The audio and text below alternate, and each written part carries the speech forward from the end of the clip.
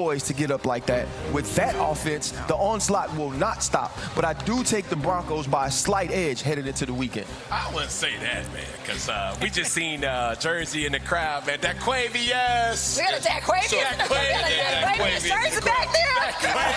We got a Dak Quavy jersey back there. I know that's right. I'm telling you, he has been playing at a level that we've never seen him play. I've said this time and time again. And the thing about it is, defense wins championships, offense wins games. Well, this ain't a championship, so the Dallas Cowboys has what it takes to outduel with anybody. I do not think Bo Nix has it in his arsenal to really go shot for shot versus a Dallas team or offensive firepower. Now, I'm high on Bo. I'm high on the offense of Denver, the team holistically. But when you start to see CeeDee Lamb come back in and he's playing at a high level, George Pickens playing at a high level, it's tic-tac-toe, where do I want to go? And that's what Dak has been doing this year. Well, I'm going to tell you something. Certain things in life are very, very simple. If the Carolina Panthers could do it to Dallas on their home turf a couple of weeks ago, why the hell can't the Denver Broncos? Yeah. Because the Carolina Panthers ain't the Denver Broncos. And so the way I look at it, I get where you're coming from. And obviously, CeeDee Lamb wasn't back at that particular moment in time, if I remember correctly. But the bottom line is this. With Pickens, with CeeDee Lamb, with Javonte Williams running the football effectively, with an offensive line that looks respectable, we get it. And Dak Prescott is a top 2 candidate for league MVP honors. I understand that. But you're on the road, in the mile-high city, in the altitude, the whole nine. Denver is a bona fide playoff caliber team. Yeah. Okay, their defense is real. Offensively, they can do some things. There is no, if I'm the Denver Broncos, I'm like, if the Carolina Panthers can handle their business, why the hell can't we? And if that's not a question they can answer, that's on them. And they've been a different team on the road aside from the New York Jets game. And I think that's the big thing. But I do know this, Stephen A.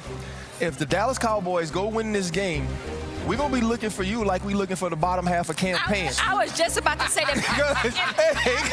To go into Denver and win that game, what does that mean for Dallas, I'm saying? It's just like we talked about the postseason and things like that. If Dallas is able to go into Colorado and win that game.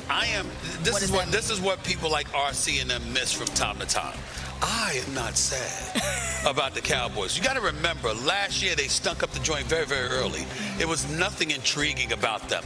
I don't want them meaning their fans. You had that disgusting, nauseating fan base that gets on my last damn nerves. It's all trolling. I love trolling them. I want to see them crying. I want to see them miserable. I don't want to like see San Francisco that year. That's right. Oh, it's hilarious. That's hilarious. It's the most beautiful moment. I mean, did you see cats sitting over the railing, grown-ass men crying? It was hilarious. I mean, it's beautiful. I don't want you falling off a curb. If you're the Cowboys, I want you falling off the roof. You know what I'm saying? So go ahead and win these games. Get to the playoffs. Be excited. Hell, go ahead and win the NFCs. Knock yourself out. Just as long as you live up to form, once the playoffs arrive, I am good. So it doesn't bother me. I think before the season, though, Cam, we talked about what Dak Prescott could do with this offense. We talked about leadership, the way that he needed to step up. To me, Dak is proving that he's worth the money.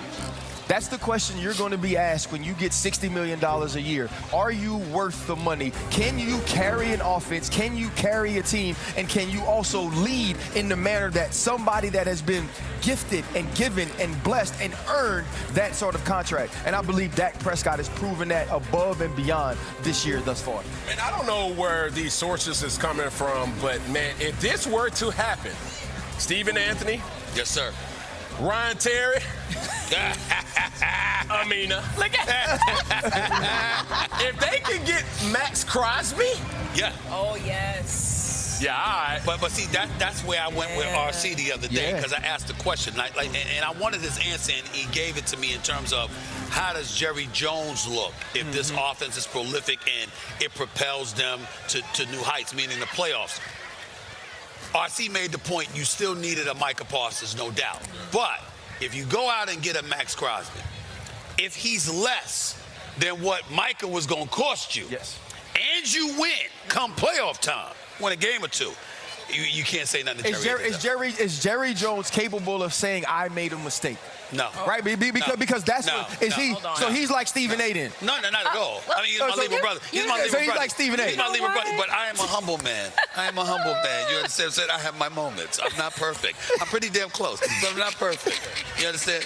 But understand, even in the off season, Max Crosby has made it abundantly clear that he wants to do what?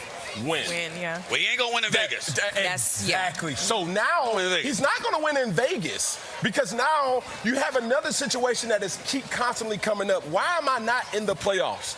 Okay, now you get an opportunity to get traded to a team that potentially is what you were looking for.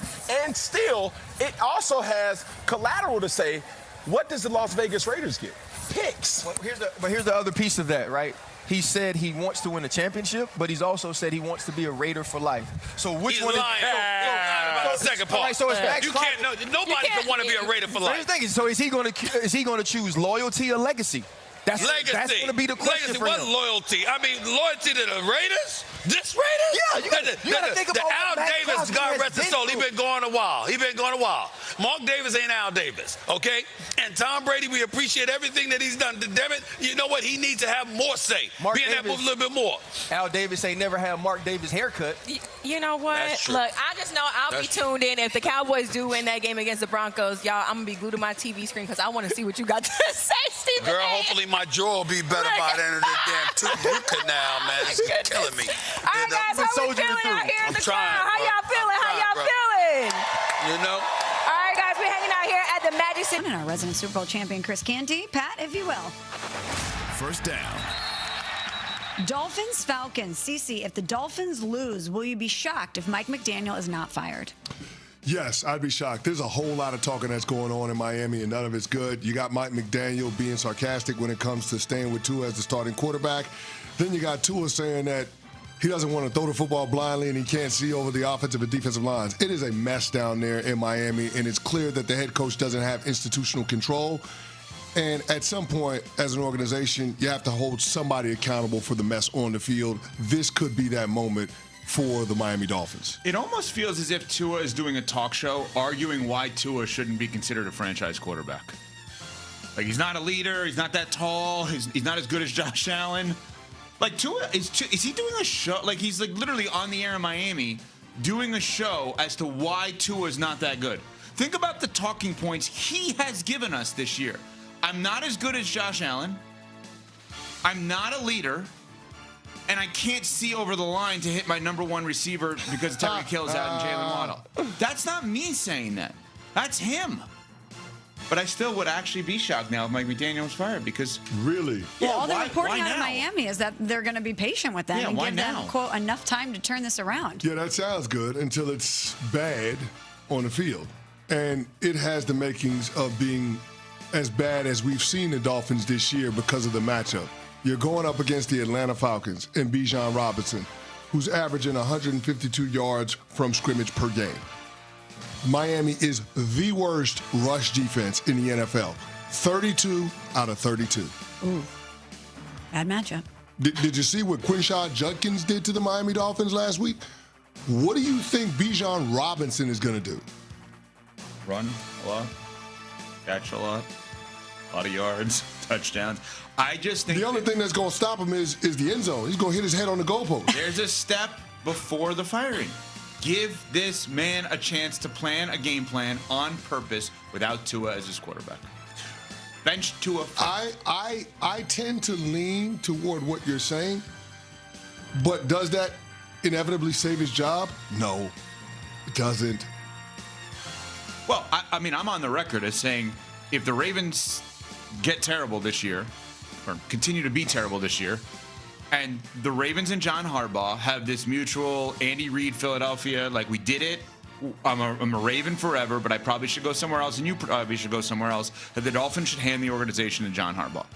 That's who they should go for. By the way, I know this wasn't your question. Falcons better win this game. They better win this game. I know the questions about the Dolphins, Smalls, and Mike McDaniel, but the Falcons.